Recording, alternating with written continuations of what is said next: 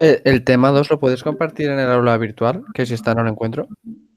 Ah, no. Voy.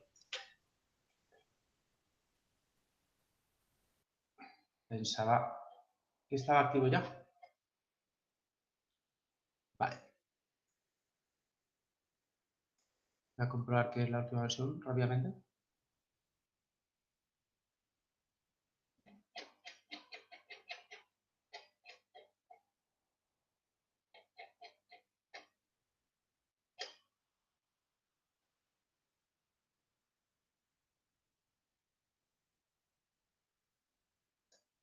Vale.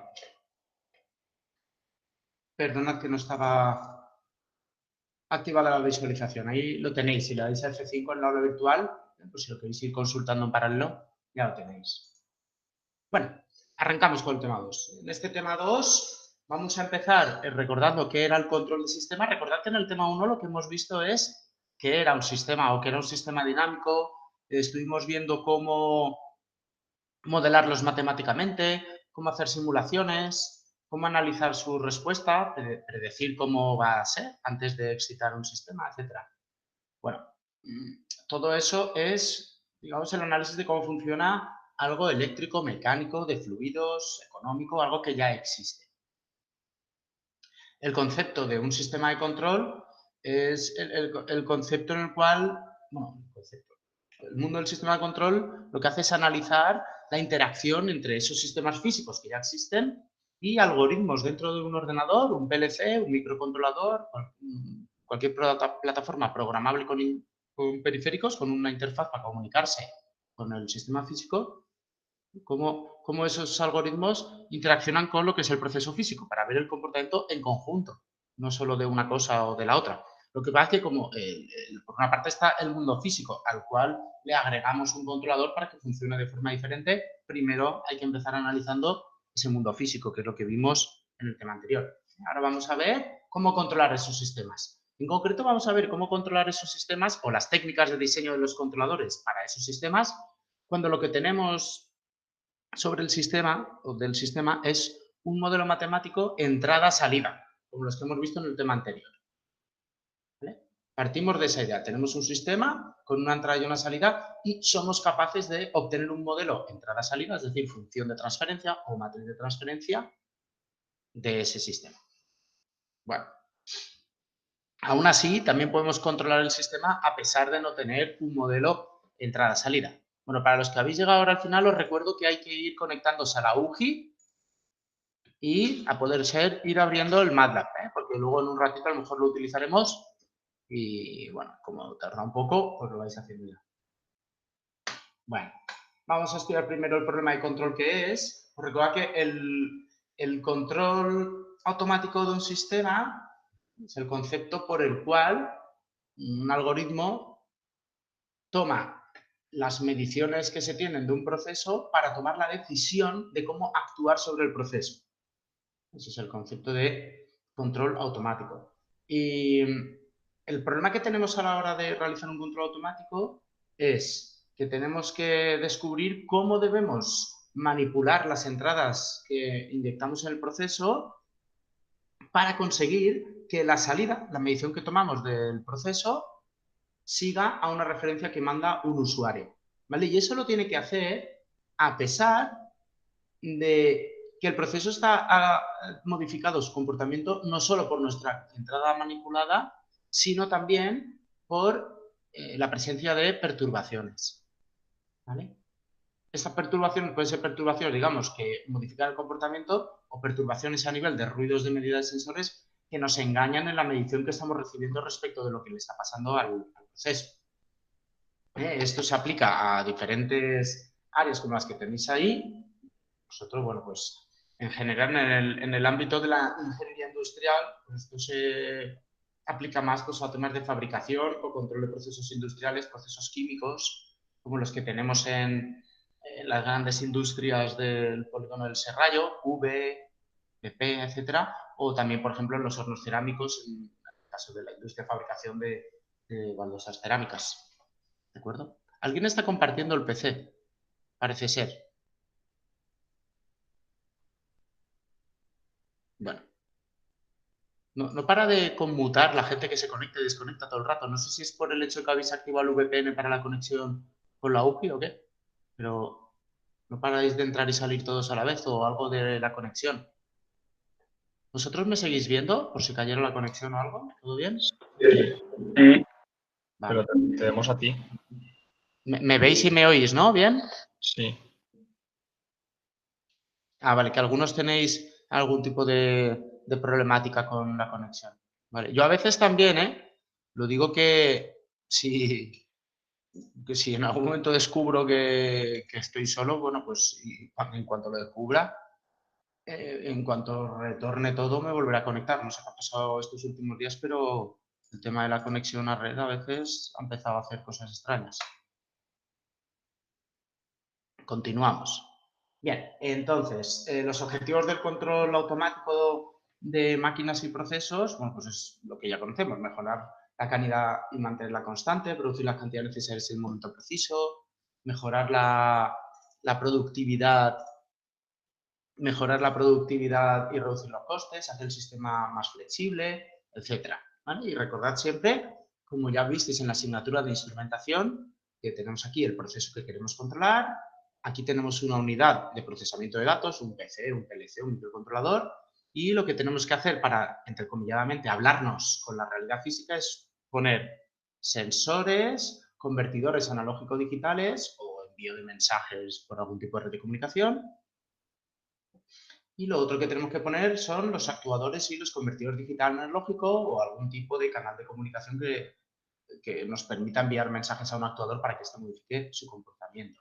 Recordar los sensores clásicos que ya habéis ido viendo en la asignatura de instrumentación y en la de automatización industrial y en la de sistemas automáticos, ¿no?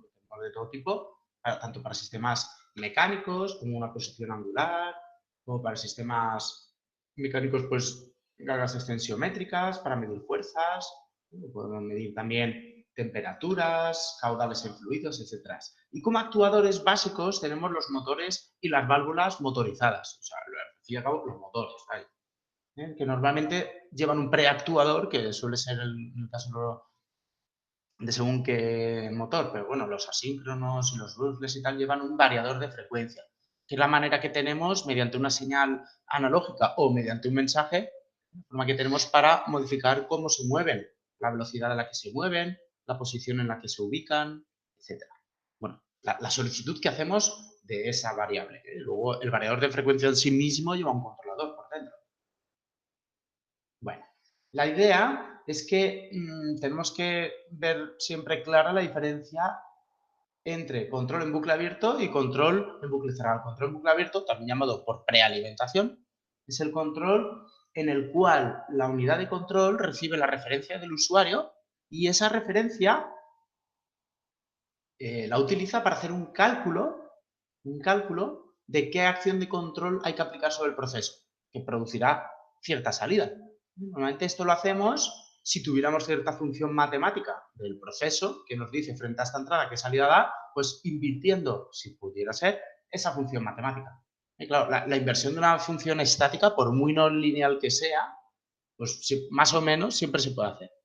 Pero el problema es que aquí lo que habría que invertir es una función dinámica. Es decir, cuando nosotros cambiamos la entrada hemos estudiado que la salida cambia a lo largo del tiempo. Entonces, si yo quiero tener cierta salida en un instante de tiempo actual determinado, eso hubiera requerido que desde hace un rato, desde hace un tiempo anterior, yo ya hubiera aplicado ciertas acciones de control para llegar a ese instante de tiempo a cierto valor en la salida. Bueno, eso básicamente es imposible, pero tenemos otro problema, y es que este sistema de aquí, nosotros podemos estudiarlo, analizarlo y obtener de él un modelo matemático. De manera que yo frente a esta entrada puedo descubrir qué salida tiene y cojo esta función matemática y la invierto. Lo que pasa es que esta función matemática que yo he obtenido en un momento dado, cuando he hecho una identificación, un análisis, un estudio, a lo largo del tiempo puede que cambie. O puede que yo la haya obtenido para ciertos rangos de variación y que cuando avance el tiempo de uso de esa máquina, ese proceso, eso ya no sea igual, haya evolucionado con el tiempo. Desgastes en elementos mecánicos, cambios de las materias primas en los procesos químicos, etc. Con lo cual, lo que normalmente hacemos es el control en bucle cerrado, donde la decisión de cómo actuar sobre el proceso la hacemos no solo en función de lo que queremos que haga la salida, sino también en función de las mediciones de la salida, es decir, en función de lo que realmente está haciendo la salida. Entonces, la decisión que tomamos desde un algoritmo de control en bucle cerrado en general no es tanto cómo actuar sobre el proceso, sino más bien qué cambios tengo que hacer en la entrada del proceso respecto a lo que ya estoy haciendo para conseguir que la salida real del proceso se vaya acercando a la referencia. De esta manera, cuando lleguen perturbaciones, gracias a esta realimentación, descubriremos ese cambio en el comportamiento, veremos que ya no es igual que el valor de referencia que nos ha pedido el usuario y en función de eso calcularemos la acción de control. ¿Vale? Bien. Bueno, niveles de control que tenemos, pues va a ser el control regulatorio básico monovariable. Esto va a hacer referencia. Nacho, ¿Sí? ¿Perdón? Nacho, una cosa. Creo que tienes que darle a la chincheta que tienes encima de tu presentación, porque ahora mismo vemos tu cara. Si no le ¿Solo? damos... Sí, entonces creo que se está grabando solo tu cara. Si no le damos a la chincheta de tu pantalla, Ay, vaya. no nos sale. Yo veo la presentación. Directamente. Es que yo si no lo pincho encima de la presentación no me salía por eso. Vale, la verdad es que no me había ni fijado en nada de eso. Sí que es verdad que cuando lo has dicho había una chincheta en mi cara, de que en algún momento habré pinchado para ver si se me veía y tal. Ahora tengo la chincheta en la presentación. Espero que eso signifique, como bien dices, o Que se está bien grabando. predices, que ahora se grabe la presentación en vez de solo mi cara, que es lo que toca. Vale, vale. Bueno, ya lo veremos cuando se vea si se ha grabado o qué, pero bueno. Al final los comentarios que he hecho eran sobre Claro. estos la pequeños pantalla. dibujos. No hemos llegado todavía a nada técnico, digamos, es solo descriptivo y orientativo de lo que vamos a ver, aunque la he liado un poco, espero que no sea grave. Vale.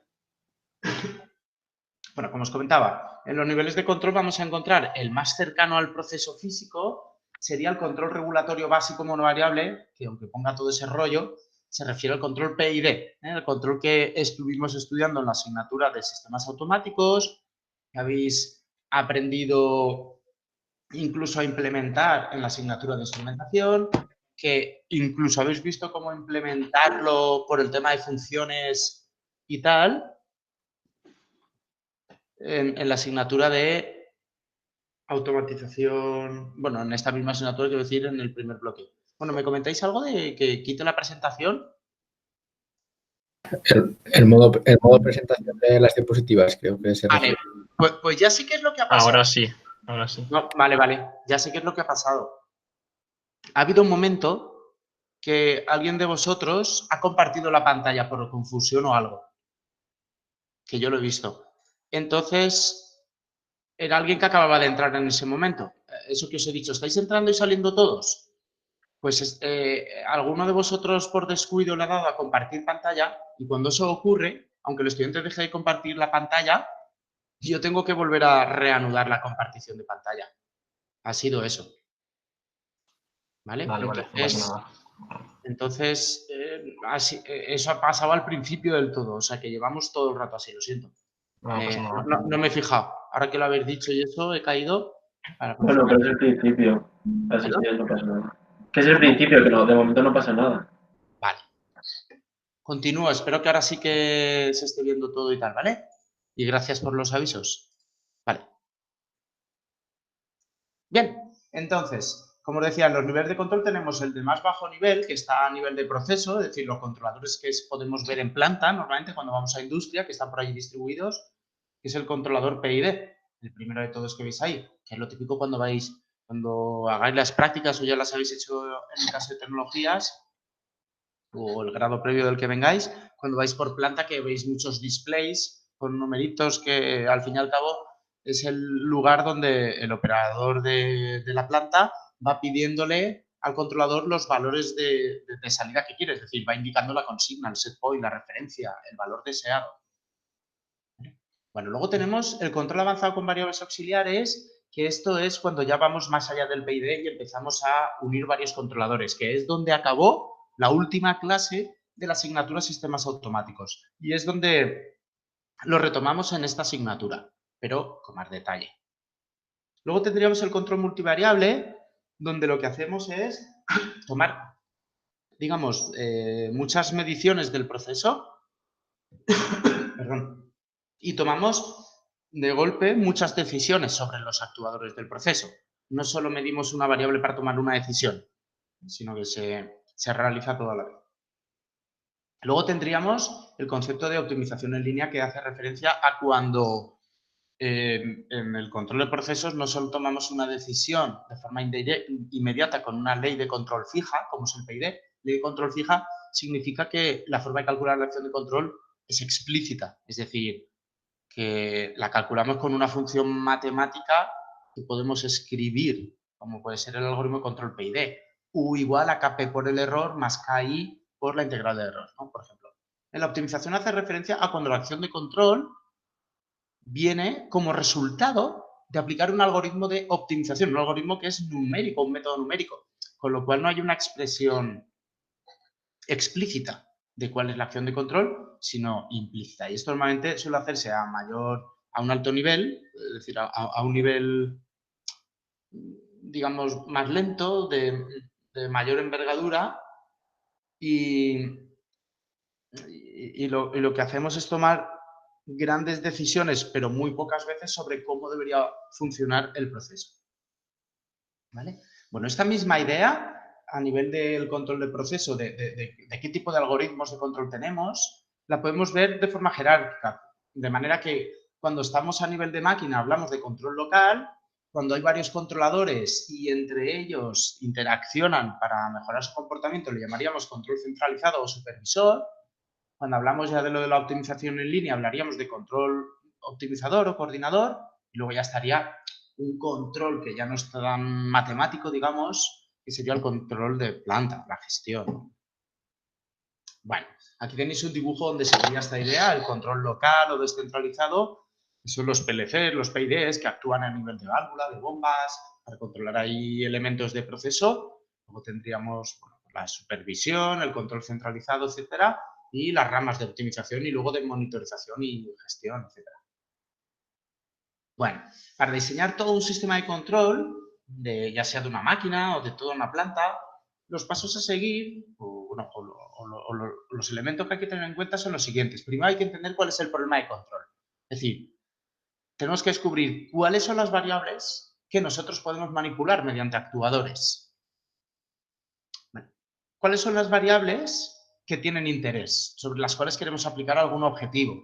Interés, pues, de fabricación con ciertas dimensiones una pieza, de mezcla de productos con cierta estequiometría, lo que interesa, todo aquello que interesa que siga unas referencias, unas consignas para cumplir con unos objetivos, digamos, más físicos, ¿no? de producción. Entonces, de todo eso que nos interesa tendríamos que ver, bueno, no solo de aquello que nos interese controlar, sino de todo aquello que hay por allí por el proceso, tendríamos que ver qué es aquello que deberíamos medir o que podemos medir. Eso veremos más adelante. La diferencia entre lo que deberíamos y lo que podemos medir con sensores. Y luego hay que entender de cómo está funcionando el proceso, cuáles son aquellas variables que son perturbaciones o derivadas, señales derivadas de perturbaciones, y cuáles son medibles mediante algún tipo de sensor. ¿Vale? Bueno, luego obtendríamos algún modelo de simulación que aproxime la realidad para poder trastear, digamos, lo que son los algoritmos de control que se van a proponer. Obtendríamos un modelo matemático simplificado y en función de aquello que estemos buscando tendríamos que decidir las técnicas o estructuras de control a aplicar. Control tipo relé, control PID o los más avanzados que veremos al final del curso de realimentación del estado, control no lineal, control óptimo, predictivo, adaptativo, etc. Bueno, una vez tenemos esto, hay que usar, en función de qué queremos aplicar como controlador, la técnica de diseño que tiene ese controlador específica para obtener el algoritmo. Luego habría que implementar ese algoritmo de control, que en el caso de los PIDs pueden ser las líneas de código que habéis aprendido en las otras asignaturas o puede ser directamente un bloque funcional que hace el PID. Lo simularíamos y luego validaríamos el proceso real. Y, bueno, normalmente esto es iterativo, tenemos que cambiar la estructura para conseguir otras cosas, poner nuevos sensores, incluir algún actuador, modificarlos, volverlo a rediseñar. Bueno, y cuando todo eso ya está en marcha, se va haciendo para que luego se pueda usar el sistema de monitorización. El sistema de monitorización es donde veremos todas las variables, cómo evolucionan, comprobaremos que todo funciona bien, podremos cambiar las referencias, asegurarnos de que todo esté dentro de los rangos de seguridad, etc. Bueno, vamos a recordar que era el control básico, PID. Recordad que en un sistema de control básico monovariable, lo que tenemos es en esta caja modelado, digamos, todo aquello que hay en el proceso a controlar. Tenemos un actuador en el cual tenemos una señal accesible para modificar su comportamiento. Este actuador hace evolucionar el proceso, pero no solo lo que hacemos con el actuador, sino también con las perturbaciones externas que no podemos modificar. Eso genera una salida, que es la variable de interés que queremos estudiar, y mediante un sensor que está afectado por un ruido de medida, tenemos disponible información acerca de esa medición. Bueno, pues el controlador, que es lo que nosotros tenemos que decidir, mide, bueno, lee del usuario sus deseos, la consigna, la set point, la referencia, lo compara con esa medición que tenemos del proceso y a partir de ahí toma la decisión de qué acción de control aplicar sobre el proceso.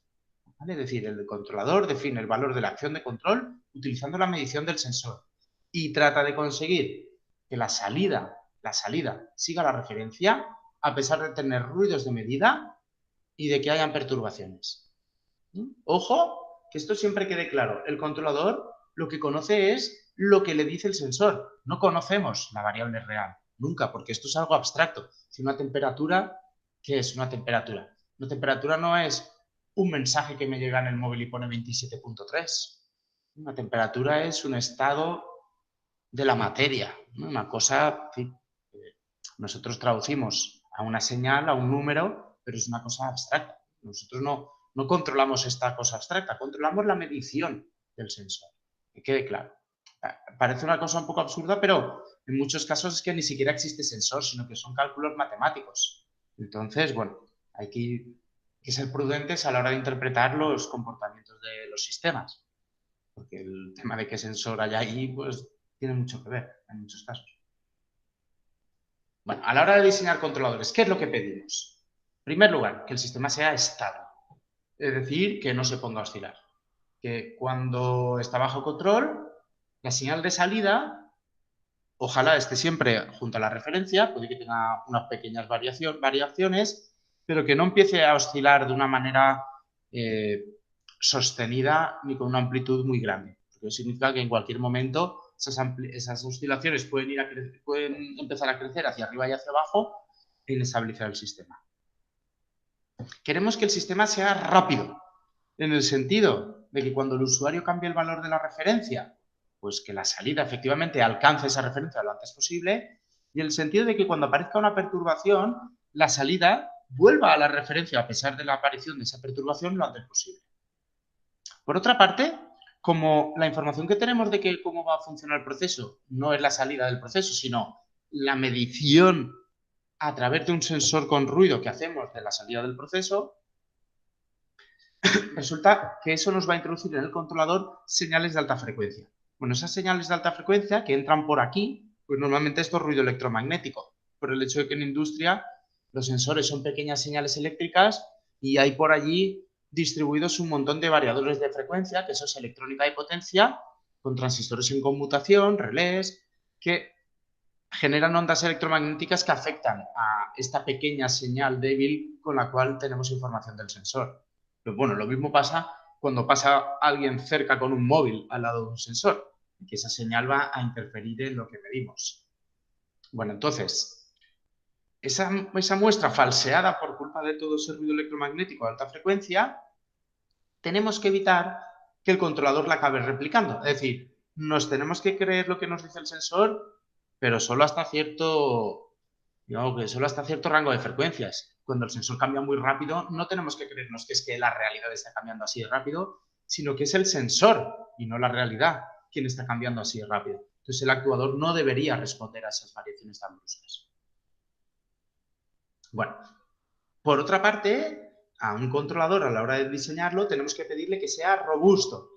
El concepto de robustez que vimos en la asignatura de tercero es el concepto por el cual medimos el hecho de que un controlador sigue estabilizando un proceso a pesar de que éste cambie, o sigue consiguiendo velocidades de respuesta adecuadas a pesar de que el proceso cambie, o a pesar de que cuando yo he diseñado el controlador lo he hecho con un modelo matemático que no se parezca en nada a la realidad, o a pesar de que aparecen perturbaciones que modifican la dinámica.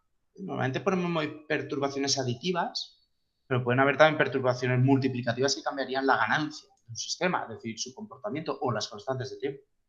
¿Vale? Entonces, cuando ponemos un controlador, lo que queremos es que el conjunto controlador más proceso, todo él, sea estable, que responda rápido frente a referencias, que rechace rápido las perturbaciones, que el ruido de medida que presenta el sensor no haga que todo se ponga a vibrar y que siga funcionando a lo largo del tiempo, de los años, a pesar de que el proceso va a cambiar. El algoritmo de control no, si tú no vas y lo reescribes.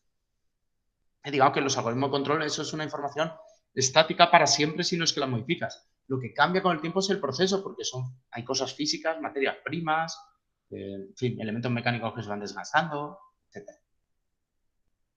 Bueno, presentamos aquí de nuevo, como ya hicimos en la asignatura de tercero, y ya habéis visto de nuevo también, habéis recordado en la de instrumentación y la primera parte de esta asignatura, el control más básico que existe, el control tipo relé, el control todo o nada, ampliamente utilizado. Lo tenemos en la nevera, lo tenemos en el aire acondicionado, en el calefactor, lo tenemos en un montón de sitios. Simplemente tenemos una referencia, la consigna del usuario. Esto es lo típico cuando vamos a una máquina, a una nevera, por ejemplo, o un aire acondicionado y modificamos ahí el numerito, la temperatura que queremos. Ojo, lo repito, la temperatura que queremos, no a la que está la nevera o el aire acondicionado. El usuario va ahí, cambia aquello que quiere que pase. Aquí está la realidad de lo que pasa y aquí tendríamos nuestra medición. Vamos a considerar que son aditivos los ruidos de medida. Y entonces, la comparación entre lo que queremos y lo que realmente pasa nos lleva a la señal de error y esa señal de error la pasamos por esta función de aquí, que lo que nos dice es que cuando el error es positivo aplica una acción de control positiva, que hace evolucionar hacia a más a la salida, y cuando el error es negativo, pues del revés. En el caso de una nevera o de un aire acondicionado, esta función es inversa, es decir, estaría por aquí y por aquí, en el sentido de que cuando la referencia, cuando yo quiero que haga más frío del que está habiendo, este error es negativo, ahí es cuando tengo que meter caña y encender la nevera o el aire acondicionado. Con un sistema calefactor o el llenado de un depósito en vez de un vaciado, sí que sería así. Bueno, sobre este relé tenemos varias alternativas. Este U menos y este U más hace referencia al valor mínimo del actuador y al valor máximo, que en general, en industria, estos valores, bueno, no se suelen poner unidades físicas, sino más bien porcentajes, el 0% de la potencia disponible en el variador de frecuencia o el 100%, o velocidad de giro del motor, lo que sea, 0% y 100%. Bueno, entonces tendríamos el relé simple, el relé con histeresis para evitar cuando los errores están alrededor de 0 conmutando entre valores positivos y negativos muy rápido por culpa del ruido de medida, pues para evitar que ese comportamiento se traslade a la acción de control. Luego tendríamos los controladores con banda muerta. Se hace referencia a un sistema, por ejemplo, con bomba de frío y bomba de calor. Tenemos una acción de control positiva para calentar, tenemos la posibilidad de no hacer nada o tenemos la posibilidad de poner el actuador en modo enfriador. Y luego está la combinación de todos ellos, ¿no? Que sería el control este con 3 niveles y con la histeresis. Bueno. El comportamiento, cuando aplicamos un control tipo relé sobre un sistema, siempre es oscilatorio. Y, bueno, para recordar un poco cómo funcionan los sistemas de control, vamos a ver este sistema que tenéis aquí dibujado, aquí hay un proceso. Vamos a ver cómo funciona. Cuando lo someto a un cambio de referencia que valía 0 y en el instante t igual a 0 pasa a valer 1. Cuando lo someto a una perturbación que vale 0 y en el instante t igual a 10 pasa a valer 1. Y cuando lo someto a un ruido de medida que vale 0 y en el instante t igual a 20 aparece con cierta amplitud 0,1. Aleatorio.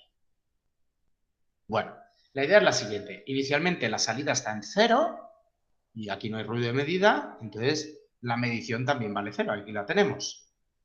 Cuando la referencia cambia a 1, este error es positivo, estamos aquí en la función y entonces la acción de control pasa a ser lo que fuera, en este caso 2. ¿Vale? Este 2 va a hacer que el proceso evolucione hacia arriba. ¿Vale? Bueno, hasta que alcance el valor de la referencia, ese valor de 1. Momento en el cual esta comparación hará que el error pase a valer negativo y entonces aplicaremos la acción de control en negativo. ¿Vale? Bueno, así evolucionará hasta el instante t igual a 10, con cierta oscilación. Y cuando aparece la perturbación, como la perturbación va a favor, en este caso que me he inventado, de que la salida suba, simplemente lo que ocurre es que, fijaros, pues que la acción de control ahora tiene que estar de media en un valor inferior, porque a esta acción de control se le suma el efecto de esta perturbación. Entonces, esto compensado con esto mantiene la acción de control, la salida en 1. Pero el hecho de que las oscilaciones del control tipo relé ahora ya no sean... Perdón, hago dos aquí. Ahora ya no sean tan simétricas, como veis aquí, que ahora está más tiempo abajo que arriba, lo que hacen es que las oscilaciones estas tampoco sean simétricas. Fijaros, en estas oscilaciones no son como estas. Finalmente, cuando llega el ruido de medida, eso provoca, bueno, gracias a la histeresis lo evitamos un poco, pero aún así eso va a provocar en algunos instantes de tiempo conmutaciones muy rápidas del control tipo relé, es decir, cambios de cero, bueno, del valor inferior al valor superior que duran muy poco tiempo y eso produce oscilaciones muy aleatorias en la salida, como veis aquí. Porque ya, fijaos que ya no siguen un patrón como podrían ser estas oscilaciones o estas otras. Bueno. Implementar el control tipo relé en la herramienta Simulink cuando empecemos a utilizarla, bueno, pues tenemos ahí un bloque que se llama relé y simplemente tenemos que decir cuánto vale la salida en el caso de que llegue error positivo y cuánto vale la salida en el caso de que llegue un error negativo. ¿Vale? Bueno, y la histeresis habría que ponerla aquí, en este caso ponemos simplemente EPS, que es la precisión numérica propia de MATLAB. ¿Vale? Bueno, en el caso de tener que hacer esto en Codesys, bueno, Codesys o herramientas similares que acabáis de utilizar con TwinCAD, ¿no? Si no me confundo, con Julio, pero es lo mismo, vamos. Es programación basada en la norma IEC. Simplemente habría que poner código como este. Si la salida es mayor que la referencia, entonces la acción de control al mínimo. Si no, al máximo. Y luego estaría el caso de control tipo relé con histeresis. Si la salida supera la referencia más la banda de histeresis y estábamos aplicando la acción de control a tope, entonces pasamos a dar la acción de control mínima. Por otra parte, si la salida sobrepasa pero bastante por debajo de la referencia y encima estábamos llevando hacia abajo la salida con la acción de control al mínimo, entonces aplicamos la salida al máximo. Ojo que esto tendríamos que hacerlo con una inicialización de la acción de control, ya sea al valor mínimo o al máximo. Si no, este AND nunca será cierto. La premisa que hay a la derecha de este AND. Si U nunca vale ni un min ni un max desde el principio, esto nunca se dará y nunca entraremos en el algoritmo. Bueno, por otra parte, haciendo uso de un bloque PID que aprenderemos a utilizar, también podemos simular el comportamiento de un control tipo relé. ¿Cómo? Simplemente desactivando el término derivativo, el término integral y poniendo una ganancia brutal. De manera que en cuanto este error sea positivo o sea negativo, siempre haga saturar la acción de control al máximo o al mínimo. Con el PID, de alguna manera, engañándolo, podemos usarlo como control tipo relé. Bueno, control tipo relé, como hemos dicho, es un control obligatoriamente oscilatorio, así que lo que hacemos si queremos unas mejores prestaciones es pasar a poner un control continuo, lo cual requiere un actuador continuo. Es decir, en muchos casos uno puede decir, uy, el control tipo relé va mal. Bueno, pues a lo mejor la respuesta es, no sé si va mal o bien, pero a lo mejor solo tienes un actuador que solo tiene la capacidad de encenderse o apagarse. Pero da igual lo que quieras poner, porque el actuador solo se va a encender o apagar. Es decir, que poner un control continuo requiere normalmente un preactuador, un variador de frecuencia, que permita que un motor no solo se encienda y se apague, sino que gire a cierta velocidad concreta. Bueno, pues una vez tenemos un actuador continuo, podemos aplicar un controlador continuo, que lo que hace es tomar decisiones no tan discretas como ir al tope o por arriba o por abajo, sino que podemos tomar la decisión de qué grado de acción de control concreto quiero aplicar sobre el proceso. ¿Vale? Bueno, pues un controlador al fin y al cabo es una función de transferencia, la podemos entender o modelar como una función de transferencia que nos dice cómo cambia la salida cuando cambia su entrada, que es el error. Ojo, cuando definíamos la función de transferencia G, decíamos que era la transformada de Laplace de I dividido U. Fijaros que ahora aparece del revés. Y ahí entra un pequeño concepto a repasar de qué es entrada y qué es salida. Bueno, nosotros hemos dicho que en un sistema tenemos, por la izquierda decíamos al dibujar un bloque la entrada, en la derecha la salida. Cuando ponemos un controlador, ahora la entrada está por aquí, la salida por aquí. Bueno, entonces ahí hay un problema y es que cuando hablamos de controlador, su salida no es la salida del proceso, el objetivo, la variable objetivo, sino que es la acción de control, que es la entrada al proceso. Entonces, desde el punto de vista del controlador, esto es la salida, que a su vez es la entrada del proceso. ¿Vale? Y lo mismo pasa con la salida del proceso, que es una de las entradas del controlador. El algoritmo de control es toda esta caja. No solo incluye esta función de transferencia, sino que incluye también la comparativa entre la referencia y la salida. Es decir, un controlador tiene dos entradas, la referencia y la medición, y una salida, la acción de control. Y de hecho tampoco es solo una función de transferencia como tenemos aquí. Me falta incluir aquí la saturación, que eso lo repasaremos luego. En la asignatura, estas no linealidades, digamos que de cara a problemas y eso, de cara a cuestionarios sí, pero de cara a problemas teóricos, como lo que es el trabajo continuo, de evaluación continua de autocorrección y el examen final, no lo tenemos en cuenta. Las no linealidades, es decir, las saturaciones básicamente, las tendremos en cuenta en lo que es el trabajo práctico de la asignatura, que no iremos al laboratorio, lo haremos con un simulador, pero que como es más realista, ahí sí que tendremos en cuenta las no linealidades para que se parezca un poquito a la realidad. Bueno, si recordamos cómo se obtenían las funciones de transferencia cuando teníamos un diagrama de bloques en bucle cerrado, no sé, ¿alguien se acuerda cómo era la fórmula, digamos? ¿Alguien se acuerda? No. Vamos a ver. Lazo directo, Muy todo bien. eso, y bucle cerrado. Muy bien, ibas No me bien. acuerdo. Han faltado cosas, pero muy bien. Esa era la idea. No esperaba que la recordarais. Pero que os suene qué palabras se usaban, pues ya está bien. Por ahí vamos bien. La cuestión era que cuando yo tengo un bucle, un diagrama de bloques como este, yo tengo varias entradas, por ejemplo aquí, ¿no? La referencia, la perturbación, el ruido, señales exógenas, que se dice. Y yo realmente tengo varias salidas, varias señales que me puede interesar su comportamiento. Tengo la señal de salida del proceso, la Y, tengo la acción de control, tengo el error, tengo la medición. Estos son señales de las cuales yo podría querer estudiar el comportamiento.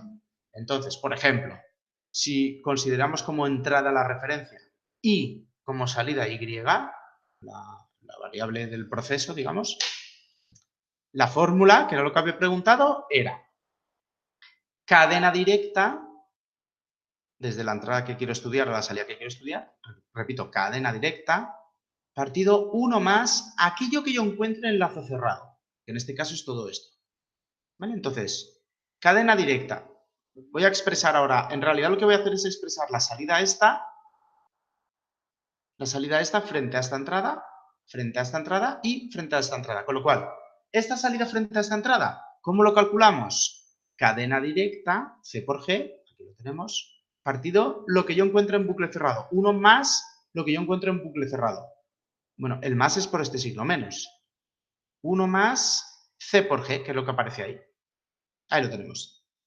Vale, ¿cuánto vale la salida ahora frente a esta perturbación? Pues cadena directa o lazo directo, G, partido 1 más lo que yo encuentro en bucle cerrado, que siempre va a ser lo mismo. 1 más C por G. Y ahora, ¿cuánto vale la salida en función del ruido de medida? Pues cadena directa, me vengo por aquí, por aquí, por aquí, hasta llegar aquí. Y fijaros, he atravesado por un signo menos, por C y por G. El signo más no lo he considerado porque multiplicar por más 1 mantiene las cosas iguales.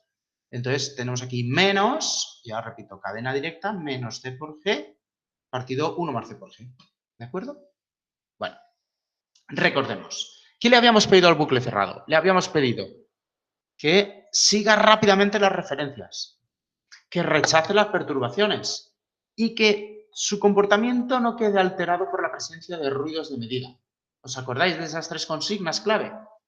Aquí tenemos la referencia, la perturbación y el ruido de medida. Bueno, recordad que G emula o bien se tiene que interpretar como el proceso, la máquina, el sistema económico, algo que está ahí, que no podemos modificar, simplemente ya estaba allí.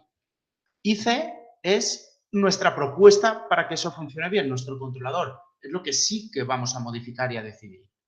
Con lo cual, G ya existe, no podemos hacer nada con ello, y C hay que decidirlo. Con lo cual, ¿qué hay que hacer para conseguir que la salida siga bien a las referencias, rechace las perturbaciones y rechace los ruidos de medida? ¿Alguna propuesta? Bien, primera propuesta que os pido. Si G ya existe, vamos a pensar que son números, ganancias, números. Si G ya existe, ¿qué valor de C tengo que poner para que la salida sea lo más parecida posible a la referencia que da el usuario? ¿Qué valor de C hay que poner? La inversa de C. No, la inversa de G daría 1 1 partido C. más 1 daría 0,5. No, yo quiero que Y sea igual a R. Ya. ¿Qué habría que poner? Infinito, ¿no? Si yo pusiera aquí un valor, digamos, que vale casi infinito, 1 más C por G, el 1 sería despreciable, con lo cual esto me daría prácticamente 1, ¿no? ¿Está claro esto? Sí. Vale. Sí, sí. Bien, si yo lo que quiero es rechazar el efecto de las perturbaciones, es decir, que la salida ahí no quede afectada por el hecho de que aparezcan perturbaciones, ¿qué tendríamos que poner en el controlador C? Menos infinito. O 0. Infinito. Infinito de nuevo, para que esto dé 0. ¿Vale? Claro. Es decir, seguir las referencias nos ha llevado a que C ojalá fuera infinito. Rechazar perturbaciones. Vale, vamos a ver. Si yo lo que quiero es que la salida siga a la referencia, como G ya existe, yo solo puedo manipular o decidir cuánto vale C. Si yo quiero que todo esto valga 1, si esto valiera 1, significa que la Y es igual a la R, es decir, he conseguido que la salida sea igual que la referencia. Entonces yo tendría que poner aquí C algo que fuera muy grande, casi infinito, porque C por G partido 1 más C por G, el 1 este sería despreciable y me quedaría C por G partido C por G, que es, en el límite, 1. Lo mismo pasa si hacemos este análisis para conseguir que esto valga 0. Me toca poner C infinito. G partido algo que tienda a infinito, pues 0. Y por último, ¿qué valor de C habría que poner para que el ruido no afecte a la salida?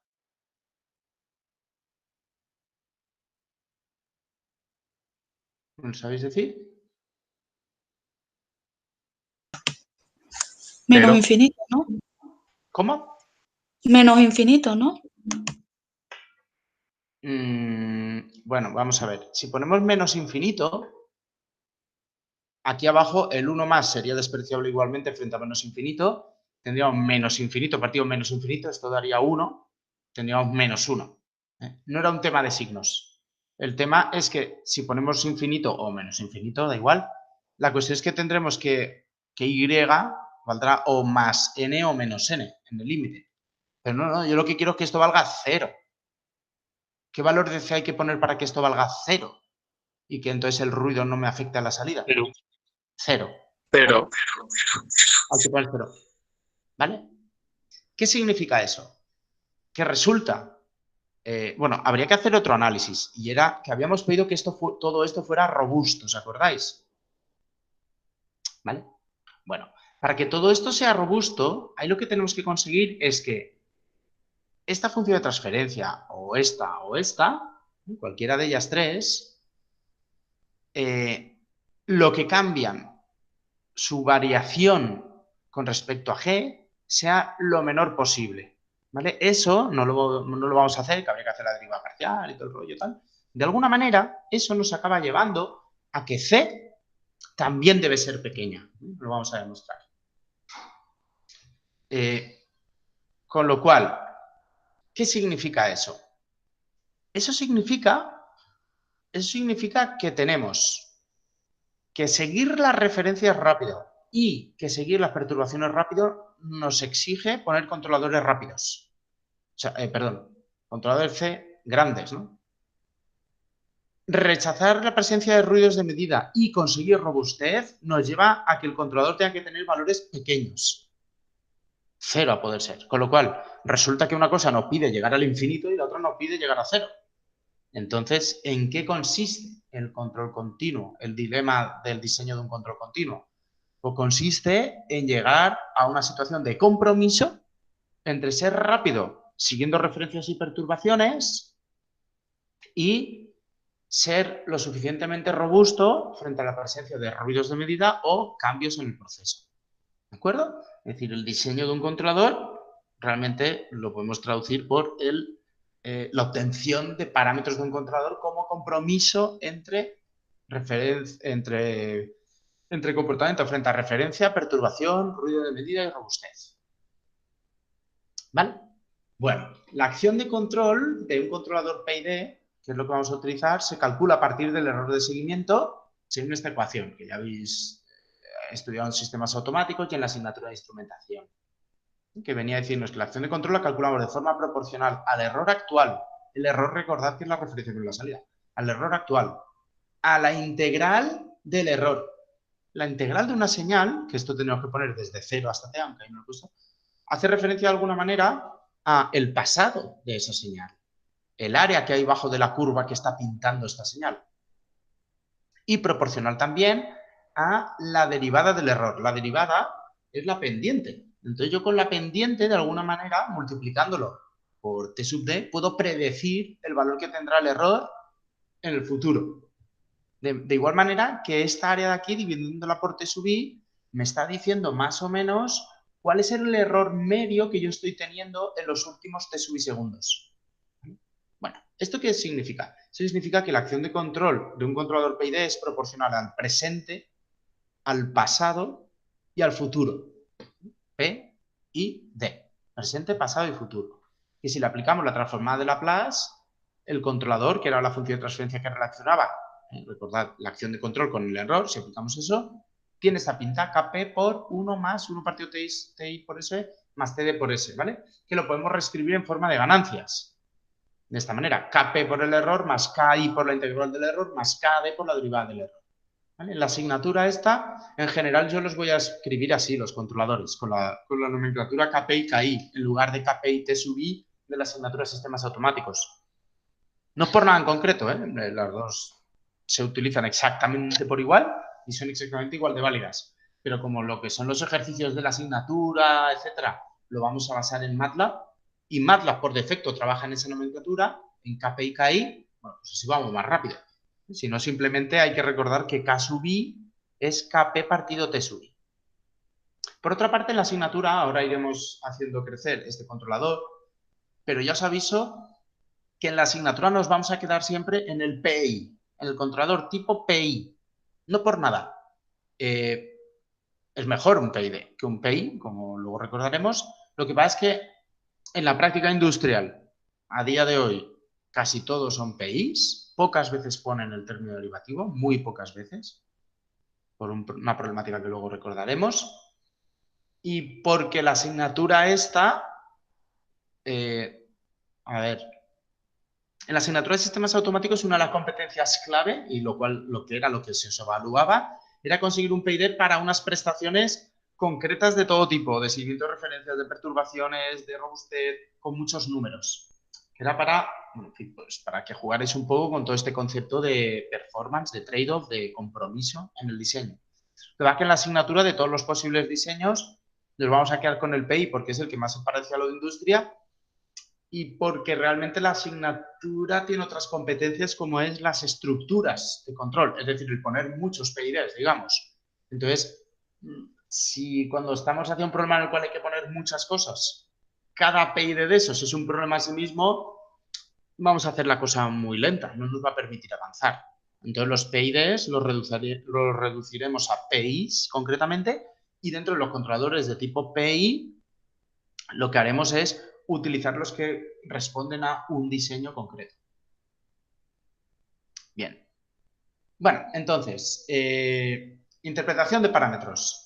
KP, aumentarlo, nos lleva a un sistema más rápido y que hace reducir más el error, que es lo que hemos comentado antes, cuando preguntamos lo de ¿cuánto ha de valer C? Bueno, pues es esto, ¿no? Igual que lo de aumentar K sub I, o igual que lo de aumentar K sub D, porque al fin y al cabo esto es aumentar C, que decíamos antes, la ganancia del sistema. Ya sea del presente, del futuro, del pasado, quería decir, o del futuro. El problema es que cada uno de estos tiene problemas. Por ejemplo, aumentar KP, pues nos puede llevar a un sistema más oscilatorio y amplificar más el ruido. Lo mismo que aumentar K sub I, nos puede hacer el sistema menos robusto en este caso. O en el caso de KD es parecido a lo de KP, nos puede hacer el sistema, hacer que amplifique más el ruido de medida. Normalmente cuando diseñamos PIDs, o lo veremos, TI y TD tienen esta relación. En industria también cuando se utilizan ajustes automáticos. Bueno, os recuerdo un poco cómo funcionaban, recordad los parámetros de entrada, las señales, perdón, no parámetros, señales de entrada, que tenemos la referencia, la perturbación y el ruido. Recordad lo que habíamos dicho, lo que queremos del controlador es que cuando la referencia cambie, que la salida siga esa referencia lo más rápido posible. Cuando la referencia cambie, en este caso en forma de rampa, queremos que la salida siga la referencia lo más rápido posible. Cuando aparezca una perturbación, queríamos que el sistema rechazara la presencia de esa perturbación lo más rápido posible y volviera a la referencia, supuestamente aquí en cero. Y lo mismo con una perturbación de tipo rampa. Bueno, pues si analizamos el comportamiento de un controlador de tipo PI ante referencia, ya sea escalón o rampa, y ante perturbación, ya sea escalón o rampa, resulta que podemos observar lo siguiente. El tiempo de establecimiento, que nos habla de cuánto tiempo tarda la señal de salida en alcanzar a la referencia, nos marca de alguna manera esta área, bueno, toda esta evolución, esta área de aquí, que resulta que está relacionada con el propio sistema G, que no podemos modificar, ya existía, ya es lo que valía, pero con la ganancia K sub I. Cuando tratamos de seguir una referencia de tipo rampa, resulta que el controlador PID no consigue alcanzarla en general, a no ser que el sistema tuviera integrador, que es lo que pasa en robótica o en motores, pero bueno, en fin, en general no va a pasar eso. Entonces lo que ocurre es que tenemos cierto error en el seguimiento de esa referencia tipo rampa, y ese error, que se llama de velocidad en este caso, esta diferencia, casualmente tiene también esta misma expresión matemática. Este error en régimen permanente que es 1 partido K sub I. Cuando aparece una perturbación tipo escalón, el área que compone la salida junto a la referencia, aquí estamos suponiendo que la referencia está aquí abajo, todo el rato.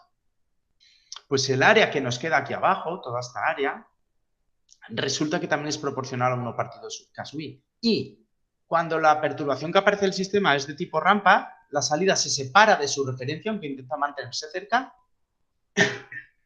Y lo que tenemos es que este error en régimen permanente que se produce es proporcional también a 1 partido K sub I. Con lo cual, sea que buscamos seguir una referencia tipo escalón rápido, sea que queremos seguir con el menor error posible una referencia tipo rampa, sea que queremos despegarnos lo menos posible en nuestra referencia cuando aparece una perturbación escalón o una perturbación tipo rampa, lo que nos va a interesar siempre en el diseño de un controlador de tipo PID es conseguir la K sub I más grande posible. Bueno, por otra parte, ante el ruido de medida, no recuerdo, ahora hemos analizado esta señal y esta, ahora estoy analizando esta otra. Ante el ruido de medida, resulta que la acción de control en un controlador PID, si el ruido es, digamos, de tamaño unitario, supongamos que tiene una amplitud 1, pues resulta que la acción de control, la amplitud que tiene es de tamaño Kp, ¿vale? Se multiplica por Kp. Por otra parte, si recordáis del tema 1, dijimos que una manera de representar la respuesta en frecuencia de una función de transferencia cualquiera, GDS, era, donde pone S, poníamos J omega, y el diagrama de Nyquist consistía en representar la parte real y la parte imaginaria de ese número complejo a lo largo de la frecuencia. Y a partir de ese diagrama había un teorema que decía, si este diagrama no toca el punto -1, este sistema en bucle cerrado será estable. Había un teorema que decía eso. Bueno, ese teorema es un teorema binario, digamos, ¿no? El teorema solo dice, si no tocas si te quedas por debajo del -1, serás estable en bucle cerrado. Si englobas el punto -1 dentro de ti, serás inestable en bucle cerrado. Pero bueno, a partir de esa idea, de ese teorema binario, uno puede sacar una cuantificación de esa posibilidad de ser inestable en bucle cerrado, que es lo que se conoce como robustez. Al fin y al cabo, la robustez no es más que en el diagrama de Nyquist medir de alguna manera, con algún tipo de métrica, cuál es la distancia de este dibujito, de toda esta curva, al punto -1. Y eso lo hacíamos con el margen de fase, que era coger e ir rotando este numerito de este punto, con el margen de ganancia, que era saber este corte de aquí con el eje real cuando iba a llegar aquí, o con el margen de sensibilidad, que era ver esta distancia en línea recta. ¿Vale? Bueno, entonces, la robustez resulta que la podemos medir también con K sub P, porque resulta que el diagrama de Nyquist de un sistema, cuando yo lo voy multiplicando por K sub P, digamos que se hace como un zoom, se amplifica si Kp es mayor que 1. Y si Kp fuera menor que 1, ese diagrama se hace pequeño, con lo cual, cuando Kp es pequeña, este diagrama se hace chiquitín y se distancia del -1. Y cuando Kp es grande, este sistema de aquí se amplifica y podemos llegar a cubrir el punto -1. Es decir, un sistema será más robusto cuando Kp sea más pequeña, ¿vale? Con lo cual, todo lo que hemos dicho antes de queremos que un sistema sea rápido frente a referencias y perturbaciones, nos lleva a decir, pues pon la K sub I más grande posible. Queremos que un sistema atenúe el ruido de medida y que sea robusto. Nos viene a decir, pues pon la Kp más pequeña posible. ¿Vale? Es decir, del controlador PID que hemos visto, que íbamos a poner aquí, el diseño consistiría siempre en poner la Kp más pequeña posible y la Ki más grande posible. Y así, a ojo. ¿De acuerdo? Bueno, lo que pasa es que en vez de decir quiero ser lo más robusto posible, o quiero minimizar el ruido lo más posible, o quiero ser lo más rápido posible, lo que podemos hacer es, quiero ser lo más rápido posible siempre y cuando yo asegure que de robustez tengo cierto valor. Es decir, siempre y cuando yo asegure que mi diagrama de Nyquist está más o menos así de lejos del punto -1, porque con eso la experiencia dice que en general el sistema se mantendrá estable para siempre. ¿Vale? Bueno, de ahí viene lo que veremos más adelante, el diseño del controlador PID basado en maximizar K sub I, es decir, ir lo más rápido posible, sujeto a que el margen de fase, que es una de las maneras de medir la distancia al punto -1, sujeto a que el margen de fase sea tal, o sujeto a que la amplificación del ruido de medida sea tal, ¿vale? O sujeto a las dos cosas, vamos. Bien, entonces, fijaros que del diagrama de Nyquist lo que podemos decir es que cuanto más cerca estoy yo del punto -1, el sistema más oscilatorio es. Es decir, más cerca está de inestabilizarse a lo largo del tiempo. Y cuanto más lejos estoy del punto -1, el sistema más suave responde. Pero a cambio también es más lento. ¿Vale? Bueno. Recordad, margen de fase, margen de ganancia y margen de sensibilidad, que lo vimos en el tema 1, la última transparencia. Bueno, modificaciones del PID. Tenemos, no voy a entrar en detalles, ¿vale? Porque esto es más de la asignatura de sistemas automáticos, de instrumentación cuando lo habéis implementado, pero recordad que teníamos la saturación, el anti-wind-up, el bumbless transfer, que creo que no habéis visto en la asignatura de instrumentación, lo comentaré un poco aquí, porque en la práctica industrial se usa mucho. Luego tendríamos el filtrado de alta frecuencia que se aplica en el término de la derivada para que no amplifique mucho el ruido de medida, pero hace que esto, a su vez, hace que el término derivativo no sirva tanto. Luego teníamos la ponderación de la referencia para evitar grandes sobreoscilaciones debido al cambio de referencia en forma de escalón. Y luego tenemos el tema de la implementación discreta que exige cierto periodo de muestreo. ¿Vale? Bueno, voy a saltar un poco esto, pero no quiero entrar tampoco en detalle. Aquí tenéis el análisis de prestaciones de cuando tenemos, os recuerdo un poco esta tabla que es de la asignatura de sistemas automáticos, cómo hay que leerla. Aquí nos dice ante perturbación, en qué casos teníamos errores finitos, cuantificables, es decir, que no se van a infinito, ni que tampoco dan cero, sino que se quedan en mitad camino. Y es, por ejemplo, cuando yo tengo un controlador que no tiene término integral y mi perturbación es de tipo escalón, el error que tengo a lo largo en infinito, en régimen permanente, tiene esta fórmula, ¿vale? Donde K es la ganancia del sistema, y que tenemos que interpretarlo así el sistema, y n sub i es el número de integradores, es decir, vale 0 si el sistema no tiene integrador y vale 1 si el sistema sí que tiene integrador, ¿vale? Bueno, el hecho de que tengamos un error finito ante perturbación escalón cuando no tenemos término integral nos tiene que llevar a pensar a que cuando haya término integral este error será 0, ¿vale? Es decir, el término integral siempre trata de anular el error. Es decir, su presencia mejora el error, llevándolo a 0, digamos, pero su ausencia empeora el error. Por ejemplo, llevándolo de 0 a un valor finito o de un valor finito a un valor infinito. Digamos que hay 3 escalas de error. 0, valor finito o infinito. Y el término integral nos va moviendo entre esos 3 niveles.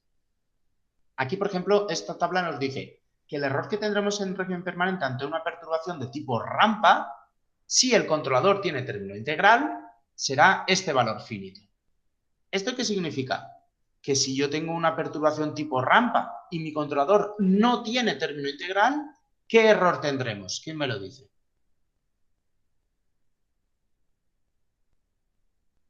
Recordad que hay 3 niveles: error nulo, error finito o error infinito.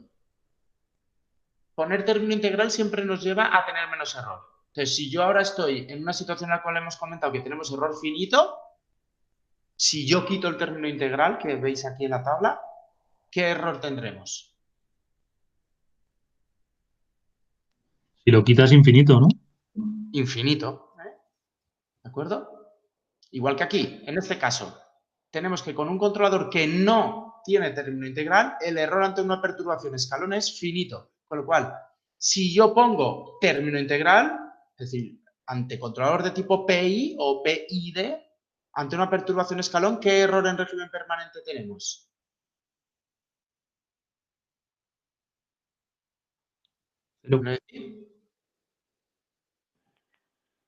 Di, Javier, que habías empezado a decir. ¿Hola? Sí. Ah, me he cortado. Que sería 0 si le Sería pones 0. el término. Muy bien. ¿Vale? Esa es la idea de cómo tenéis que interpretar esta tabla. Os dejo ante referencia la misma idea para analizar vosotros. Solo deciros que esto significa error de posición, es decir, error en régimen permanente frente a referencia escalón, y esto significa error de velocidad, error en régimen permanente frente a referencia de tipo rampa. ¿Vale? Bien. Bueno, en este caso está, digamos que para conseguir un error finito, además, no solo, bueno, en lugar de exigir el control, en vez de exigir el integrador en el controlador, se exige el controlador en el propio proceso. ¿Lo veis ahí? Que está como exigencia. Es decir, que si el proceso no lo tuviera, el integrador siempre va, digamos, su presencia, en el caso de que está aquí, en el caso de anterreferencia, ante perturbación no es igual, simplemente cambia la parte numérica. Anterreferencia, en el caso de que esta fórmula de aquí, que nos exige término integral, si no estuviera el término integral, eso nos llevaría a que este error es infinito. Bueno, de todas formas, estas ecuaciones de aquí, fijaros que tienen Kp, T sub i, T sub d o Ki. Y por otra parte también tienen la B y la C, que es la ponderación de la referencia, que no lo he comentado, que lo normal, si no se nombran, estas ponderaciones de la referencia se supone que valen 1, ¿vale? La unidad. Lo digo por los cuestionarios y tal de este tema, cuando los leáis, a veces se dirá, con un controlador tipo tal, con este sistema tipo tal, ¿qué error tenemos? ¿Nulo, no nulo, finito? Bueno, pues si no se dice nada de la B y de la C, tenéis que interpretar que valen 1, ¿de acuerdo? Bueno, la saturación, recordad que consistía en que calculábamos el término integral y si la acción de control saturaba, entonces el término integral lo calculábamos hacia atrás, que os lo he explicado aquí en un diagrama de bloques. Tenemos aquí el error, tenemos aquí la acción de control calculada, la acción que realmente aplicamos por la saturación, Lo comparamos y en función de si eso ha saturado o no, aplicamos o no el término integral. Luego estaría el boundless transfer, que esto es más amplio porque esto no solo soluciona el tema del anti-WinDAP, sino que además nos permite que el controlador PID siempre calcule una acción de control que se parezca lo máximo posible a lo que realmente se aplica. Y esto es bueno cuando el controlador PID está en modo manual y el usuario modifica de forma directa el actuador. Entonces, el controlador PID lo que calcula internamente, numéricamente, debería coincidir con lo que finalmente se aplica. Entonces, ahí hay un término adicional, que es esto aquí, el tracking mode, este elemento de aquí KT, que lo que hace es que la acción de control, como la forma de calcularla que tenemos en vez de ser KP más KI por la integral de errores, eso más KT por la integral del error que ocurre entre la acción de control calculada por el propio PID, esta de aquí, vaya, en el periodo anterior, ¿vale? Y la que finalmente se aplica. Esta acción de control que se aplica puede que sea la manual, si estamos en modo manual, o puede que sea la calculada, pero traspasarla por un limitador, la saturación. ¿Vale? ¿Está clara la idea? Es decir, puede que sea la manual, puede que sea uno de los límites o puede que sea efectivamente lo que se está calculando si no ha sobrepasado los límites.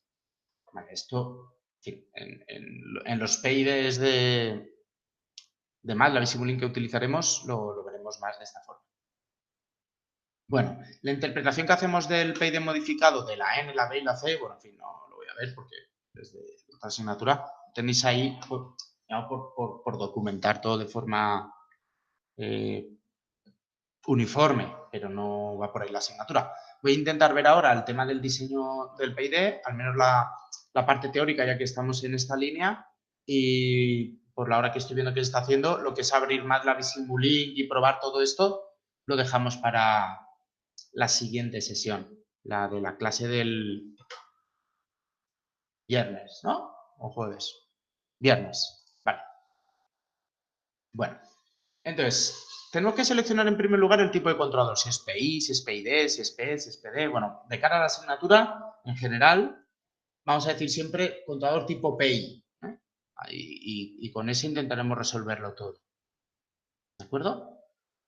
Bueno, la idea es que utilizaremos un controlador tipo PI si el ruido de medida es grande, que eso como a veces puede pasar en la industria, pues les llama un PI. Si se requieren acciones de control suave, que es una industria casi siempre es así, porque los actuadores suelen ser válvulas que se pueden romper si la actúas muy agresivamente y entonces te toca cambiarla, parar la producción y gastarte dinero, o si el proceso tiene mucho retardo, que en la práctica industrial, en procesos químicos, térmicos, suele pasar. Utilizaremos control PID si no hay mucho ruido de medida y entonces no nos da miedo poner el término derivativo.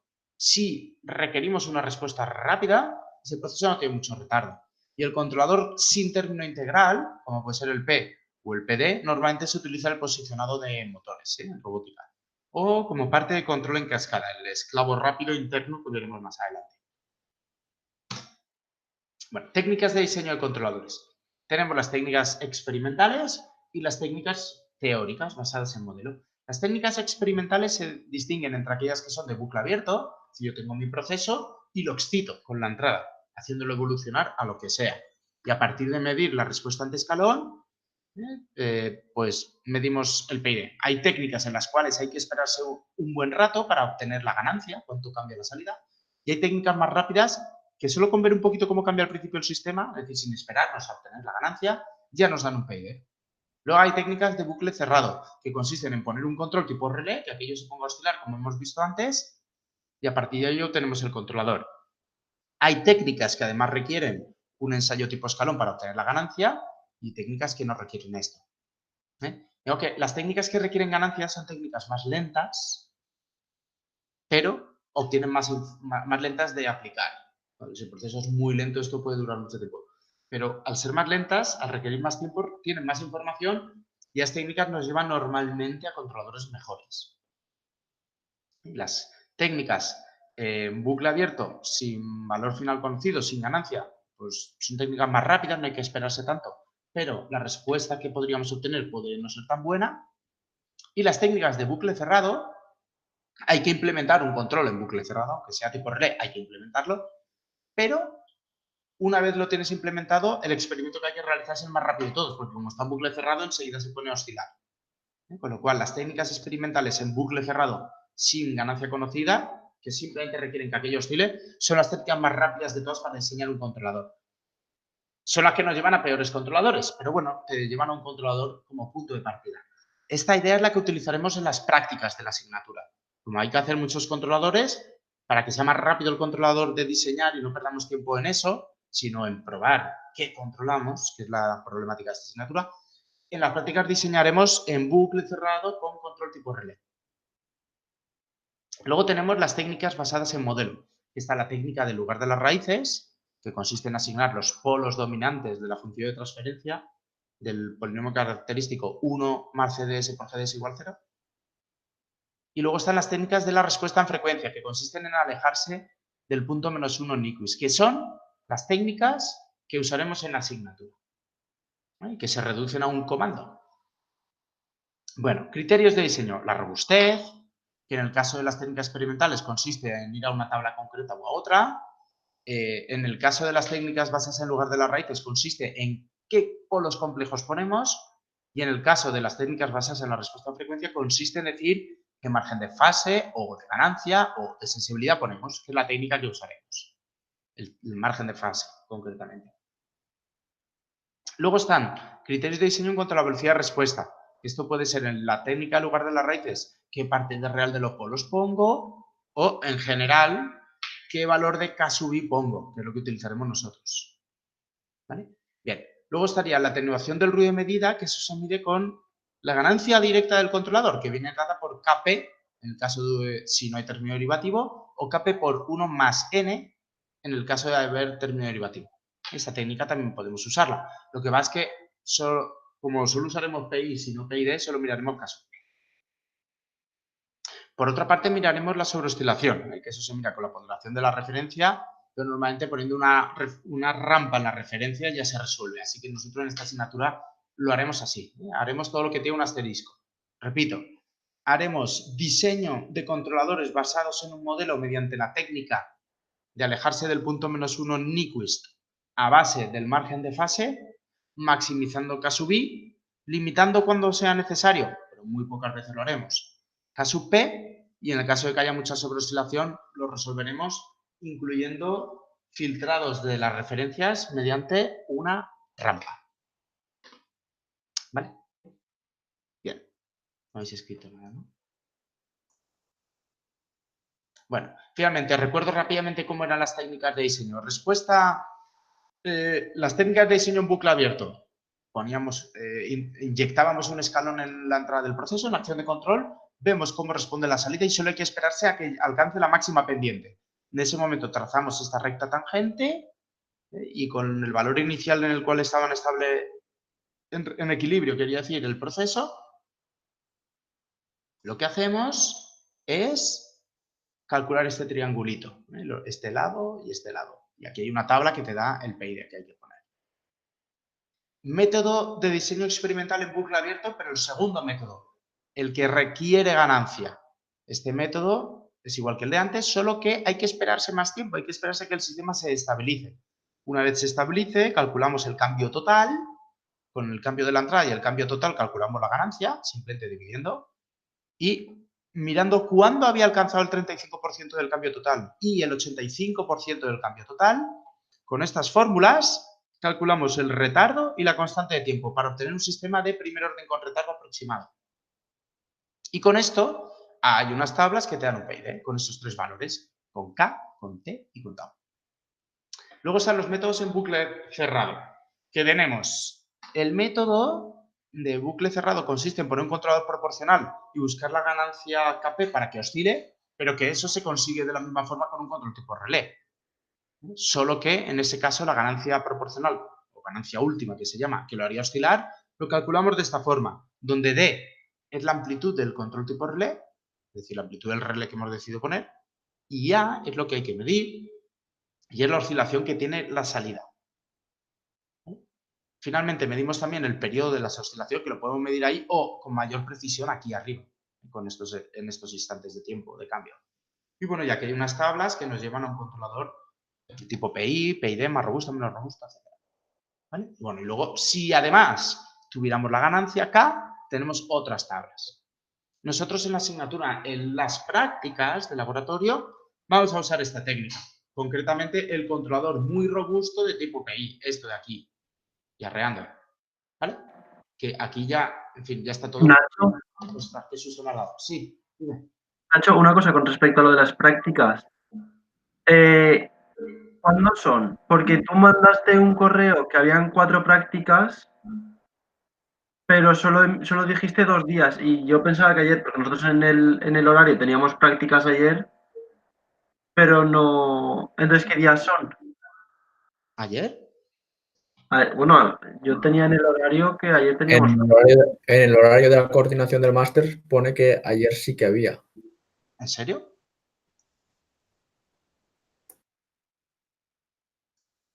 No, yo no lo tengo anotado. No, en el horario de aquí no. Es un PDF que está en el aula virtual. Sí, bueno, entiendo que es este de aquí. Pero ahí lo pone, ¿no? Que son las semanas. Son las semanas. Para el laboratorio 1 es. La semana 9 era la de hoy. Fijaros que de la semana 9 a la 12 no hay nada, que es donde estamos ahora. Son las No, semanas ahora es 9. 14 y 15. Que esos son los días. Este y este, que es donde los he puesto. No, la semana 9 es. Ah, bueno, porque sería con. Lo de qué semana es cuál, eso lo tenéis que mirar aquí. Por eso el 20 teníamos una, el 20 de abril. No, pero la semana 9. Pero la semana 12 es esto de aquí, 11 de mayo.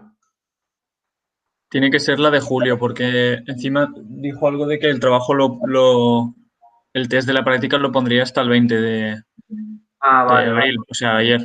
Entonces Eso- sería la de julio.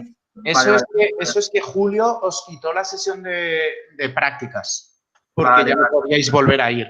Sí. En mi caso, la sesión de prácticas la vamos a hacer exactamente igual, solo que con un simulador y también de forma presencial, digamos, como estamos haciendo ahora, así, telemática. Esperad que alguien ha escrito y no lo he leído. Vale. Sí, pues nada, simplemente es que Julio, digamos que se saltó la práctica y la cambió por una tarea vuestra individual de simulación. ¿Vale? Sí. Pero, O sea, Nacho, quitó la parte presencial en tiempo real, pero pero no quitó la práctica. Vamos. de la parte de julio, ¿cuántos laboratorios teníamos? 2 o 3 en total. Conmigo tenéis 2 sesiones de 3 horas. Con él teníais 3 sesiones de 2 horas. Vale, pues sí, vale. ¿Vale? Que eso también lo pone en el calendario porque se lo pedí yo hace años ya así a Ramón Cabello y así es. Si os fijáis bien, en lo nuestro pone ahí con asteriscos en nuestras sesiones, ¿lo veis? Pone esas semanas las sesiones de 3 horas, ¿vale? Vale. Eso es porque se lo pedí yo, porque cuando vamos al laboratorio entre ponerlo todo en marcha y tal, en 2 horas no da tiempo. Entonces, ¿empiezan el 11 de mayo? Claro, entonces la semana 12, si lo miramos aquí, es el 11 de mayo. Vale. Sí. Vale. Entonces, yo ya os he añadido a todos. Bueno, creo que os invité, ¿no? No sé, 24 invitados, estáis todos. Pero bueno, en verdad no tenéis que venir todos ese día, tenéis que venir los que, sí, por los que estáis cada uno en un grupo, porque coinciden con las prácticas de Néstor y tenéis que alternaros o no sé qué historias, ¿no? Bueno, es que Néstor en verdad aún no nos ha dicho nada. Vale, pues tengo entendido que la idea es que se alterna conmigo, bueno, o si no, como aún falta tiempo, id estudiándolo vosotros, que sois los que tenéis acceso a las dos cosas de información para ver si os cuadra o no. A mí lo que me dijo él es que él se acogía a la asignación de grupos que habíais hecho durante la fase de grupos, de asignación a grupos de práctica con Julio. Sí. Vale. Bueno, entonces, vaya, no sé dónde estábamos. Ah, sí. Vale, nada, estábamos diciendo en cuanto a técnicas de diseño que para las prácticas usaremos esta, ¿vale? Y bueno, es que se acaba el tiempo. ¿De acuerdo? Bueno, lo último, si acaso aquí, bueno, un pequeño resumen de lo que utilizaremos, que será esta aquí y tal. Esta técnica, como hemos dicho antes. Aquí tenemos la fórmula ya directamente midiendo D y midiendo A, ¿vale? Sin tener que pasar por lo de caso y, en fin, el diseño de partida, ¿eh? Haremos esto directamente en prácticas y aquí tenéis un poco la idea de qué pasa cuando uno modifica KP o cuando modifica K-sub-I. Es decir, K-sub-I, cuanto más grande, digamos que más rápido es el sistema, como veis aquí, al irnos para allá, pero más oscilatorio es también. Y lo mismo pasa cuando uno va aumentando K-sub-P. ¿De acuerdo? El controlador, digamos, mejor de todo sería pues uno como este de por el medio. Entonces, uno cuando diseña un controlador, pues tiene que identificar este tipo de oscilación. Por ejemplo, esto es un sistema que oscila, pero que el pico no sobrepasa. Entonces, si queremos ir a mejor, pues ya sabemos, habría que bajar el tiempo integral, por ejemplo. O si uno ve esto, pues debería bajar K-sub-P. Siempre hay que intentar buscar esto. Si uno ve esto, pues uno tiene que bajar K-sub-P y a lo mejor también tiene que aumentar T-sub-I. ¿Qué es lo que haremos en el laboratorio? Haremos un diseño y lo que nos dé será el punto de partida, lo probaremos. ¿Que no va? ¿Qué es lo que va a pasar? Pues bajamos KP y aumentamos T-sub-I, que es lo mismo que hacen en industria los operarios cuando pasean por allí y ven que algo va todo loco. ¿Vale? Bueno, lo vamos a tener que dejar, que es la hora, ¿no? Vale, ¿os ha quedado claro lo que hemos visto hoy? Sí. De nuevo ha pasado que no hemos avanzado tanto, digamos, en cosas nuevas de la asignatura, pero es lo que os dije, tenemos que dejar claros los conceptos de partida de la nomenclatura, de lo que ya conocíamos, porque ahora todo eso lo vamos a utilizar directamente, sin reaprenderlo. ¿Vale? Que de ahí viene también el cuestionario tipo test que tenéis de este tema, es un poco para pensar todas estas ideas. ¿Vale? Bien.